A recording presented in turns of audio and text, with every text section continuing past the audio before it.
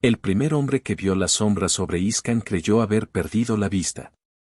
No era una sombra de nube ni de luna, era la sombra de la discreción absoluta de una inteligencia que se dejaba notar con la certeza de quien sabe cómo doblar la luz a su voluntad. Desde la alta pasarela del monasterio orbital Lumen, capitana Irene Calderón sostuvo la vista mientras la corteza metálica de la ciudad, ese anillo que flotaba como una corona de reliquias alrededor del planeta, vibraba con una frecuencia casi inaudible. La noche orbital se pintaba de acero incandescente y la atmósfera, a kilómetros por debajo, respondía con auroras enmarañadas por la fricción de algo grande arrancando el silencio. Los informes llegaron en oleadas, sondas en forma de pétalos que se abrían y cerraban como insectos gigantes, naves de reconocimiento que trazaban patrones geométricos imposibles, un idioma de luces que no eran luces, sino marcas de temperatura y maleabilidad. Los alienígenas se llamaban a sí mismos Kera, aunque para los humanos el nombre real era lo menos importante. Lo que importó fue la primera transmisión que recorrió los canales de batalla al recuperar una señal interceptada, una mínima ráfaga de burla. En traducción aproximada, la criatura principal de la flota, un ente biotecnológico con ojos como mirillas de acero, había observado los armamentos humanos y emitido una impresión que quedó grabada en la conciencia de quienes la escucharon: juguetes. La palabra atravesó a la colonia como el frío rasgando una vela. En el anexo espiritual del monasterio Lumen, el padre Aurelio Vega talló la madera de su rosario, holográfico, de memoria y de fe, con manos que no dudaban. Un acto pequeño para contrarrestar la burla de una inteligencia que veía en el hombre un ecosistema rudimentario. No era ingenuidad sino práctica ritual, las oraciones no pedían armas, pedían dirección. La fe en ese lugar no era pasiva, era un instrumento de enfoque, un catalizador para la razón y la táctica. El monasterio no era solamente altar, era cuartel, taller y almacén de improvisaciones logradas en noches de escasez. Los Kera, con su biología modular y su arrogancia de especie superior, creyeron que la violencia se medía en la escala tecnológica. Calcularon que una cubierta de nanomallas y campos vectoriales hacía simétrico cualquier daño. Habían pasado por mundos que desaparecían sin resistencia. Pero la capitana Calderón conocía otra forma de fuerza, la concatenación de convicción, disciplina y el recurso que los humanos hallaban en los sitios más imposibles, la tenacidad. No eran máquinas perfectas, pero su voluntad era un acero templado en historias de marginados, refugiados y místicos que habían aprendido a sobrevivir en la medida en que se empeñaban en levantarse. En el mercado suborbital, donde la luz de la ciudad desdibuja la noche, un niño dejó una estrella de papel en la estructura del anillo. Era un pliegue hecho con la caligrafía torpe de alguien que no sabía la belleza de las formas, pero sí sabía que las pequeñas cosas existen para sostener el peso de lo grande. La estrella no era un arma, era un símbolo que viajó en la bolsa de la capitana hasta su consola principal. Allí, entre mosaicos de datos y líneas de código que trepaban como raíces, Irene la dejó exactamente donde debía estar, encima del indicador que señalaba la carga de los microcañones rotacionales. La artillería que la Kera llamó juguetes. Al otro lado del planeta, en la superficie, la colonia humana se llamaba Esperanza Baja, un conjunto de bioconchas construidas en terrazas sobre un mar de nubes ácidas. Sus habitantes eran ingenieros marinos, monjas de lógica, mineros que conocían la manera de arrancar metal de rocas con la paciencia de quien ora. Para ellos, las armas eran herramientas. Si un taladro puede perforar roca, un cañón improvisado, si se dispara con precisión y voluntad, podía hacer mucho más que perforar. La historiadora del monasterio recopiló una lista de tácticas olvidadas, sincronizaciones gravitacionales, resonancias magnéticas de baja frecuencia, disparos que no buscaban destrucción sino ruptura de patrones. Y mientras la flota Kera desplegaba satélites que brillaban como luciérnagas inteligentes, Irene y Aurelio preparaban un acto que unía lo que había de humano y lo que había de divino, una arquitectura de sacrificio. No era una idea de desesperación, era un cálculo frío, bendecido en silencio por aquellos que sabían que fe y ciencia, cuando se entrelazan, generan torque. Se trataba de convertir la creencia en la palanca que rompiera la soberbia enemiga. La palabra juguetes había prendido como piedra de afilar, la respuesta humana sería la síntesis de una oración y una maniobra orbital. En la víspera, bajo la cúpula de observación del monasterio, una tela gastada de la bandera de la primera colonia ondeó con una serenidad inusual. No era grandilocuencia lo que la decoraba, sino un rastro de manos que habían cosido, remendado y vuelto a remendar. Esa bandera, esa tela, era la promesa de quienes quedaban. Si el planeta debía arder para salvar algo mayor, lo harían con la dignidad de quien sabe plantar una semilla en la cendre. Irene miró la estrella de papel y colocó su mano encima de la placa de mando, sintiendo el latido mecánico del anillo. No había palabras entre ellos, la ciudad respiraba una resolución antigua, resistir no por la victoria, sino por la posibilidad de que alguien, algún día, contara que habían sido más que juguete. El monasterio Lumen no era una fortaleza tradicional. Construido por comunidades religiosas especializadas en ciencias atmosféricas, sus muros eran libros abiertos de ingeniería, sus capillas, laboratorios.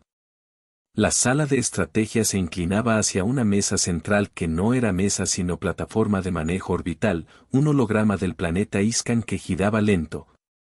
Como si la geografía tuviera el mismo ritmo de los corazones humanos. Sobre ese globo en miniatura, Irene trazó una línea con la punta del dedo. No habló, sus gestos eran un lenguaje en sí mismos. Aurelio, que había dejado el hábito por el uniforme de campo sin abandonar del todo sus hábitos devocionales, sostuvo entre sus manos el rosario holográfico. No era solamente un objeto de consuelo, cada cuenta contenía un archivo de navegación, cada nudo, una memorización de coordenadas gravimétricas.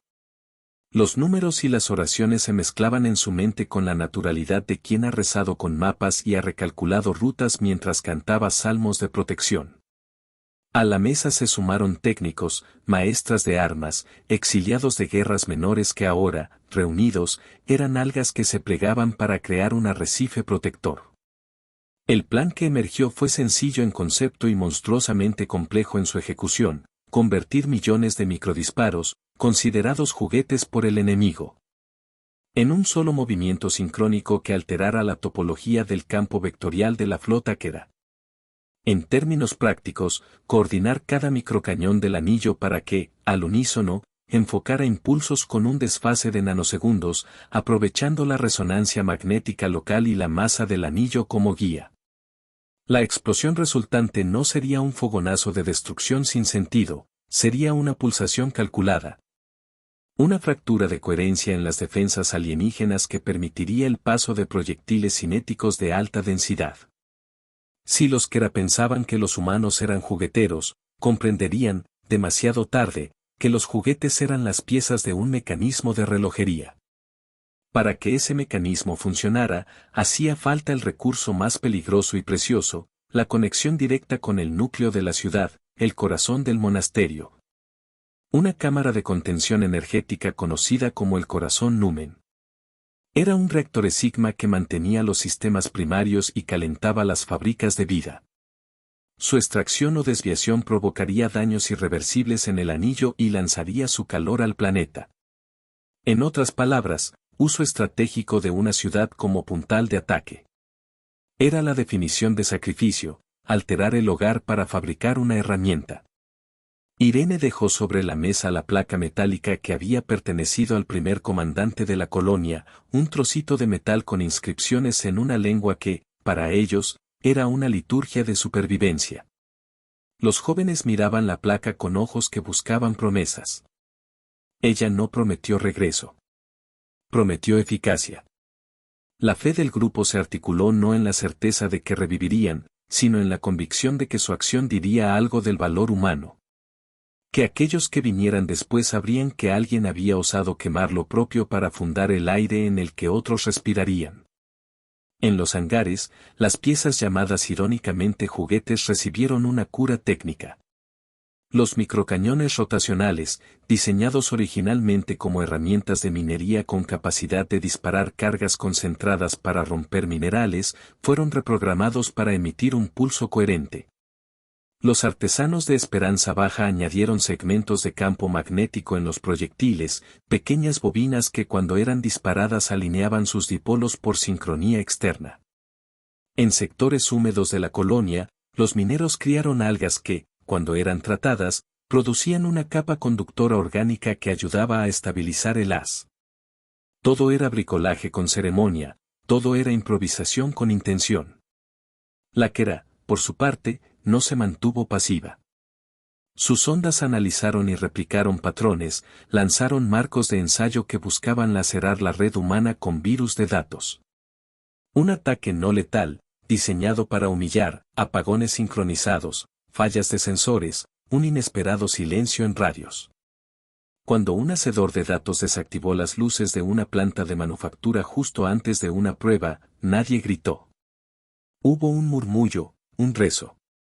Aurelio pronunció en su mente un Padre Nuestro que era más cálculo que palabra, y la tactician del anillo, Jian Mei, ajustó el circuito con dedos fríos y precisos. Afuera, bajo la tenue luz difusa que combinaba acero y gris, el pueblo rezaba con acciones, soldadores, técnicos de campo, mujeres que cargaban contenedores con lastre y hombres que afirmaban cables en la oscuridad. La capitana recorrió cada estación, tocó cascos, dejó la estrella de papel en el compartimiento del artillero más joven. En esa pequeña pieza se concentró la idea de todas las cosas insignificantes que sostienen el mundo, la oración sonora que no se escucha, los abrazos que no aparecen en los inventarios. Las promesas de regreso que nunca se materializan. La contabilidad del tiempo se volvió más exacta. Un plan así no permite improvisación de último minuto, requiere disciplina, secuencias y la férrea voluntad de quienes aceptan pagar precio.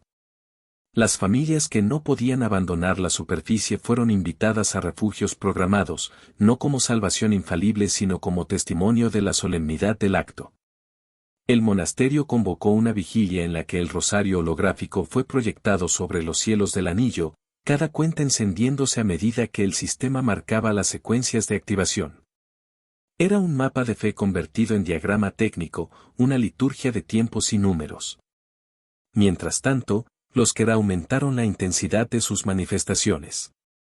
Un escuadrón de sondas se acercó a la estratosfera con una frialdad de filo, penetrando defensas y midiendo, con la calma de quien examina piezas de museo, la capacidad humana de réplica. Al otro lado del holograma planetario, la capitana Irene ejercitó la calma táctica, sino que la ejecución era posible, el precio era aceptable. Sus ojos, en ese instante, no eran solamente ojos de comandante, eran ojos de una especie entera que, por vez primera, se preparaba a utilizar su hogar como palanca contra el desprecio. La sincronía que imaginaron tardó más en concretarse de lo que esperaban. Las primeras pruebas fueron pequeñas sacudidas, proyectiles que no alcanzaban la coherencia de fase, bobinas que vibraban en desarmonía, algoritmos de sincronización que se perdían en latencias imprevistas.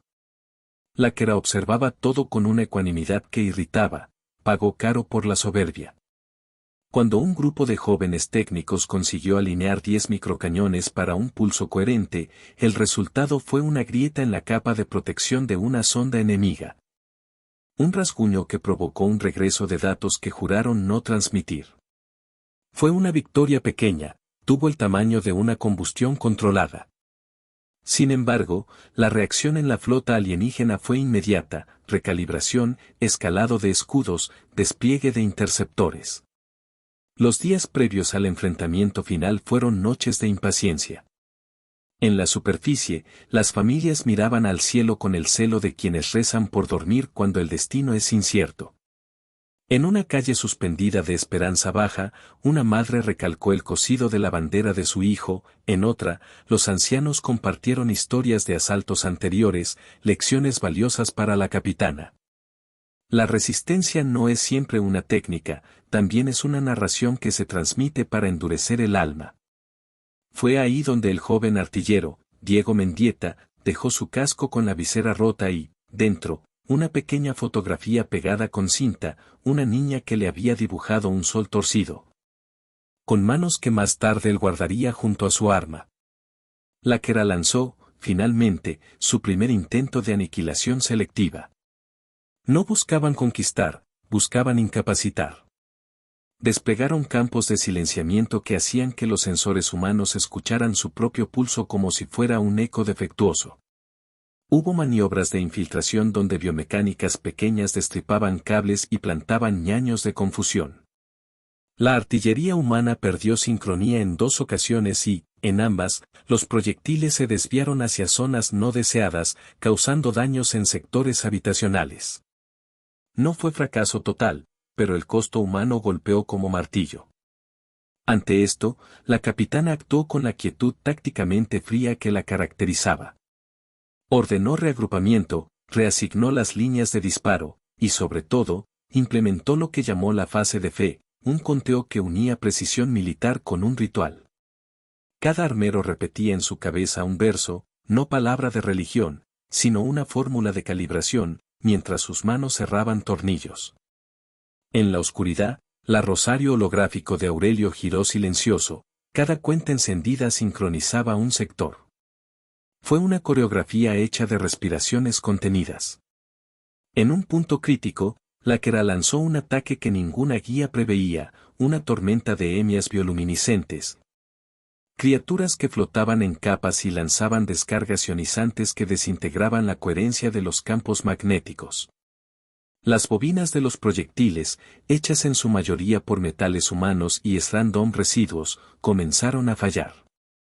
Diego, en la Torre 9, vio cómo su panel se ennegrecía y la visera del casco mostró un destello de error, las cuentas de la fotografía se movían, como si la niña del dibujo le guiñara un ojo. Con manos que no temblaron demasiado, cambió la prioridad de sincronía hacia el pulso angular, sacrificando una precisión esperada por la probabilidad de crear una ventana. La decisión fue técnica, no heroica, pero tuvo el resultado de fragmentar la tormenta. Cada choque, cada corrección, fortalecía la táctica humana. No porque la ciencia les diera la solución, sino porque sus fracasos la cincelaban. El rosario holográfico dejó de ser espejo de fe para convertirse en reloj de combate. Las cuentas proyectaron trayectorias y las oraciones se volvieron parámetros. La gente empezó a hablar de la capitana con la reverencia con la que se habla de quien ha encontrado la idea correcta en el peor momento posible.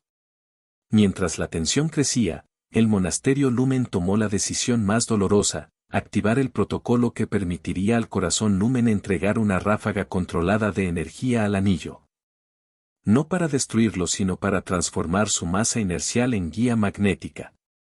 Era un procedimiento que reduciría la vida operativa del anillo, asegurando, sin duda, que el monasterio quedara severamente dañado.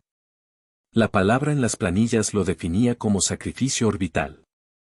Se trataba, en términos múltiples y fríos, de ofrecer parte de su hogar para crear la herramienta final. La ejecución requirió una precisión casi mística.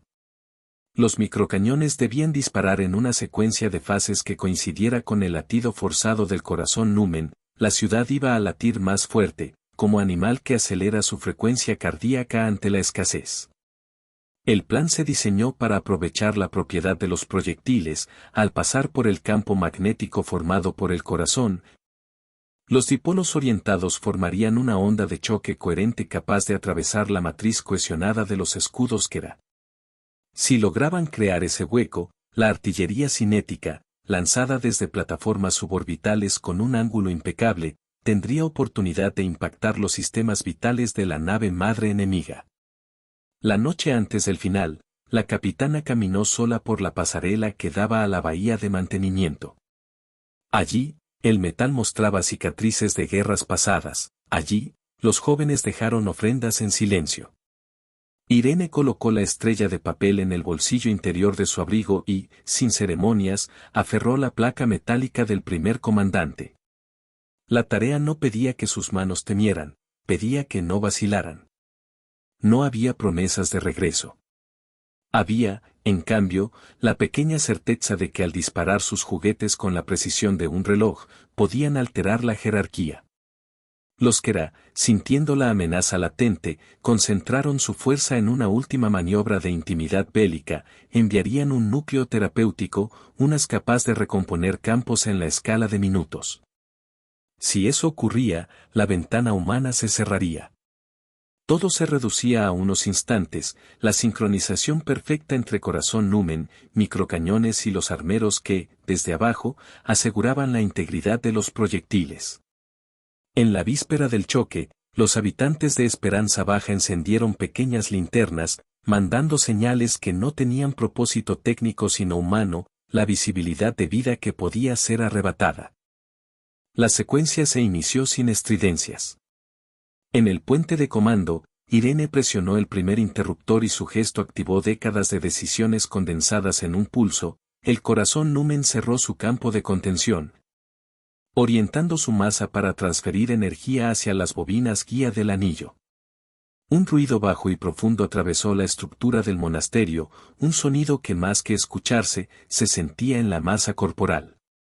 Las luces parpadearon, las cuentas del rosario holográfico se encendieron en un patrón que parecía latir con la respiración de la ciudad. El arpeo de disparos comenzó con una cadencia precisa. 1.000.000 de juguetes, cada uno con su chispa de improvisación, se convirtieron en un coro. En la superficie, desde las plataformas de lanzamiento, se elevó un conjunto de proyectiles que, en términos físicos, eran gotas de metal en la vastedad de la gravedad. Pero en términos estratégicos eran flechas de coherencia. La onda del corazón moldeó su paso como un cincel magnético. Los proyectiles surcaron la atmósfera en trazos perfectos, envueltos en un campo de flujo que la Quera no pudo recomponer de inmediato. Por unos segundos que parecieron eternidades, la flota alienígena no comprendió. Sus escudos, diseñados para resistir ataques convencionales, comenzaron a vibrar en modos que no estaban registrados en su repertorio. Los juegos de luces que habían hecho Sol en otras conquistas se apagaron como si un telón hubiera descendido. Fue la primera grieta en su suficiencia. Entonces, como respuesta, la Quera liberó el núcleo terapéutico, una columna de energía que buscaba restaurar la coherencia de sus defensas a nivel molecular. El choque fue brutal y hermoso. En ese choque, donde ironía y cálculo se encontraron, la capitana ordenó una maniobra que nadie más hubiese tenido la temeridad de intentar, la sobrecarga controlada del corazón numen. No se trataba de destruir sin sentido, era un sacrificio afinado, una variación melódica sobre una nota final. Al permitir que parte del reactor entrara en estado de colapso dirigido, el monasterio transformó su masa de protección en una palanca que, por un instante, anuló la matriz energética de la Quera en un área crítica. La maniobra quemó parte del anillo, lanzó esquirlas de metal incandescente hacia la órbita baja y apagó la mayor parte del sistema de soporte del monasterio. Era, sin lugar a dudas, un costo que pesaría siglos en los libros. Con la ventana abierta, la artillería cinética humana encontró su blanco, la nave nodriza Quera, una arquitectura orgánica como una concha de gigante, con pliegues que albergaban núcleos de control. Los proyectiles golpearon una y otra vez en una danza de metal y fuego. No era el disparo que destruye por explosión masiva, sino el que corta las conexiones nerviosas de una bestia, impactos quirúrgicos en nodos de control que dejaron a la nave paralizada, en un estado felino de dolor. Los Quera rugieron en frecuencias que nadie comprendió, la flota más allá del alcance comenzó a desordenarse. La atrocidad del precio fue visible en el monasterio. Pasillos se derrumbaron, humanos quedaron atrapados, vidas se extinguieron por errores de cálculo y por la simple tragedia de la física aplicada a un hogar. Diego no volvió de su torre, su casco quedó fijo en el soporte con la fotografía quemada por los bordes. En esos lugares, las voces que no se pronuncian dejaron de hacerlo.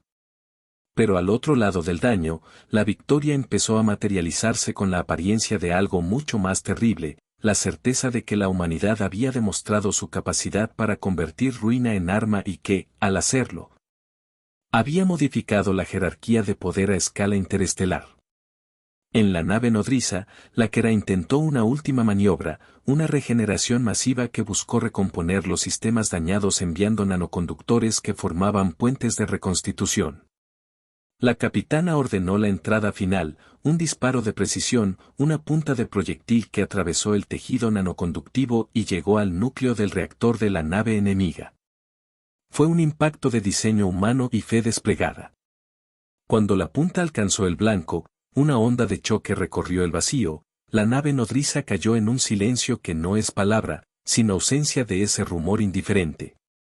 La flota que era, desorganizada y sin el liderazgo central, comenzó a replegarse. No por compasión sino por cálculo, abandonar un teatro donde la coherencia de su sistema había sido irremediablemente dañada era la decisión óptima para una especie pragmática. Sus ondas espiraron en capas, como faros que se apagan porque no encuentran dirección. En el monasterio, entre los escombros y las luces intermitentes, Aurelio sostuvo su rosario mientras una lágrima resbalaba por la mejilla. No hubo gritos triunfales, hubo llanto que era mezcla de alivio y luto. Irene caminó hacia un ventanal roto y contempló la mancha oscura que antes fue la nave nodriza, ahora una silueta de ruinas flotando en la penumbra espacial. No celebró. No quería ser fotografiada como heroína. Su mirada se perdió en la estrella de papel que aún asomaba en su bolsillo, marcada por la sangre de los que no volverían. La victoria tenía la textura amarga de la quemadura.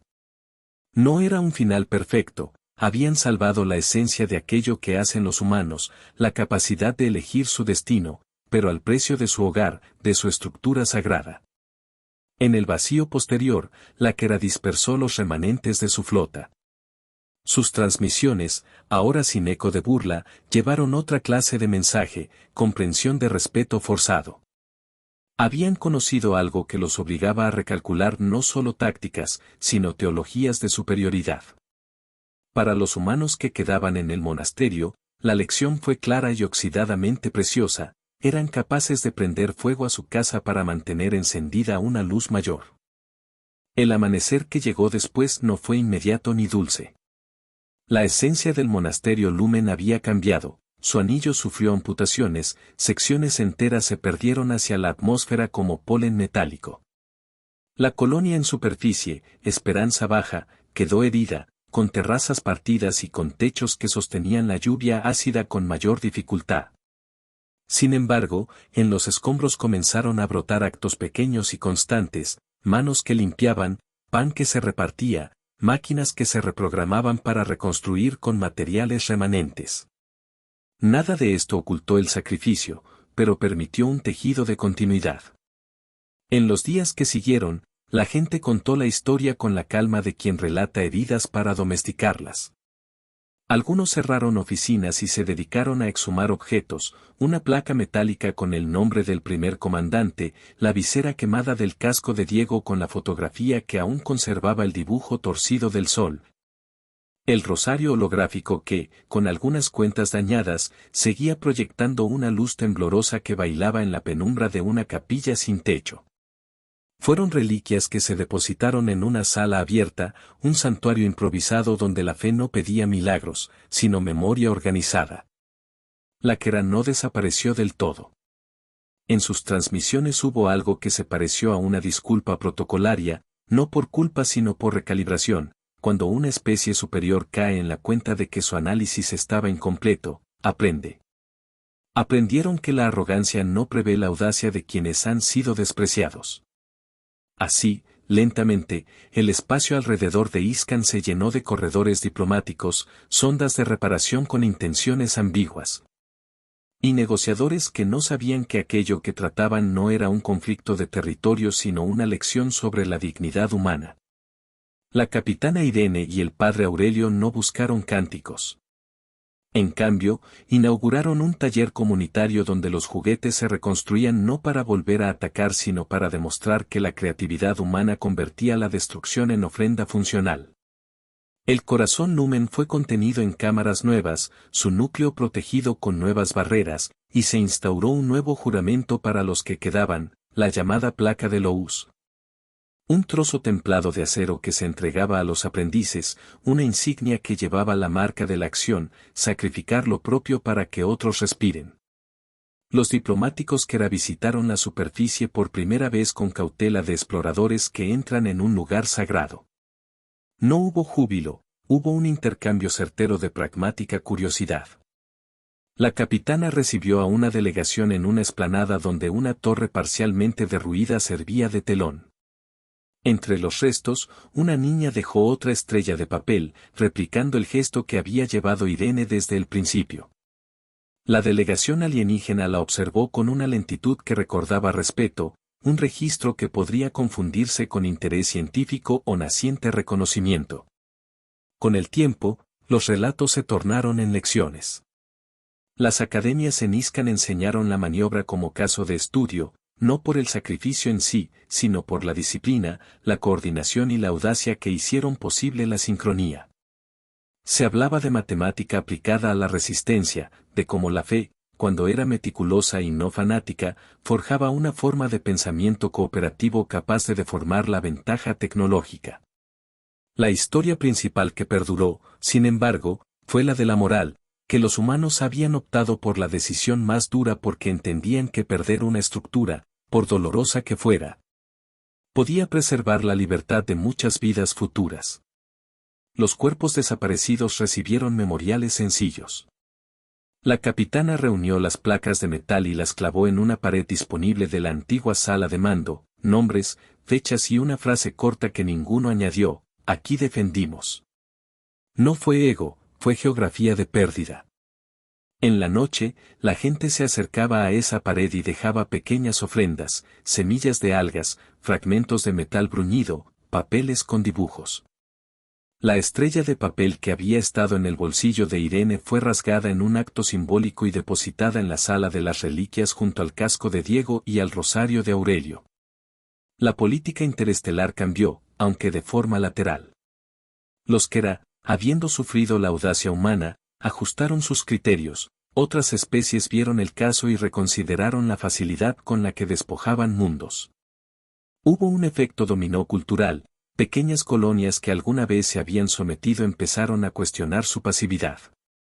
Ya no era solo la fuerza técnica la que definía los resultados, era la voluntad de sacrificar y la capacidad de convertir vulnerabilidad en palanca. Pero la mayor consecuencia fue interna. La comunidad de Iscan aprendió a ser custodio de su historia. Se hicieron rituales nuevos, cada año, en la fecha de la batalla, la ciudad encendía una cadena de luces que partía desde las terrazas hasta el anillo mutilado. Una línea que marcaba la continuidad entre aquellos que hicieron el sacrificio y los que recogían su legado. Las luces no eran fanfarrias, eran cuentas en el rosario de la memoria. Aurelio, envejecido por el peso de la experiencia, caminaba por los pasillos del monasterio sosteniendo el mismo rosario que había guiado la operación. A veces, niños curiosos se le acercaban y él les enseñaba a contar cuentas no solo como actos de devoción, sino como secuencias de cálculo. Irene desapareció por temporadas, a veces trabajaba en la reconstrucción, otras desaparecía a la superficie para ayudar en tareas menores. No buscó honores. Sabía que el mayor reconocimiento residía en la continuidad del acto humano, en los bancos reparados, en las antenas que volvían a apuntar más lejos, en las voces que hablaban de posibilidades. La estrella de papel, algo emblemática, fue conservada en un contenedor sellado dentro del archivo del monasterio. No era reliquia de romanticismo, sino símbolo de cómo una pequeña cosa puede acompañar la decisión más grande. La placa de Lou se convirtió en emblema de un pueblo que aprendió a prescindir de lo que ama para hacer posible lo que ama aún más, la vida de quienes aún no habían nacido. En los años que siguieron, los Karan, aquellos que se atrevieron a no denominarse vencedores ni vencidos, aprendieron a negociar pactos de protección, intercambio de conocimiento y, con recelo, algo que podía reconocerse como respeto. La galaxia no se volvió amable de la noche a la mañana, era una red que se reajustaba, lenta pero inexorablemente, ante la evidencia de que la audacia humana había introducido un nuevo factor en las ecuaciones de poder. En el atardecer de un tiempo que dejó cicatrices pero también lecciones, la pared del monasterio exhibía las placas del primer comandante, del artillero Diego y de cientos de anónimos. Las linternas encendidas cada año formaban una cinta luminosa que, desde la distancia, parecía una costura que mantenía unido el cielo con el suelo. Entre las manos reconstruidas de los artesanos, los microcañones volvieron a su propósito original, perforar roca, extraer vida, defender cuando era necesario. La humanidad no buscó revancha, buscó continuidad. Y cuando el humo se disipó, solo la fe seguía en pie. Vinieron por un planeta, pero encontraron a la fe humana encendida.